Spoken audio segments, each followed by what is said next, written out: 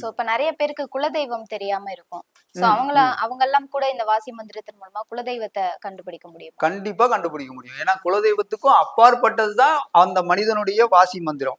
நம்மளுடைய மூச்சு காத்துன்றது குலதெய்வத்துக்கும் அப்பாற்பட்டது. ஏன்னா நமக்கு உயிர் கொடுத்தது குலதெய்வம் கிடையாது. நம்மளுடைய உடல் கொடுத்ததுதான் குலதெய்வம். இந்த உடல் அப்படின்றது இதுக்கு முன்னாடி மூதாதையரான அந்த மூணாவது தாத்தாவுடைய உடல் தான் நம்ம எடுத்திருப்போம். ஆனா நம்மளுடைய உயிர் தேவர்கள் கொடுத்தது. அப்போ இந்த உடலை விட உயிர் தான் சிறந்தது.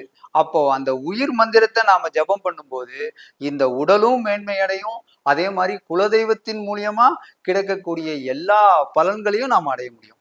இந்த வாசி மந்திரத்தின் மூலியமா தான் குலதெய்வத்துடைய எல்லா பயனுமே நம்ம அடைய முடியுமே தவிர வேற எந்த மந்திரத்தாலையும் குலதெய்வத்தின் பேரை நீங்க எத்தனை தடவை சொன்னாலும் சரி, இந்த வாசி மந்திரத்தை சொன்னீங்கன்னா கண்டிப்பா நீங்க குலதெய்வத்துடைய முழு அனுக்கிரகத்தை நீங்க அடைய முடியும்.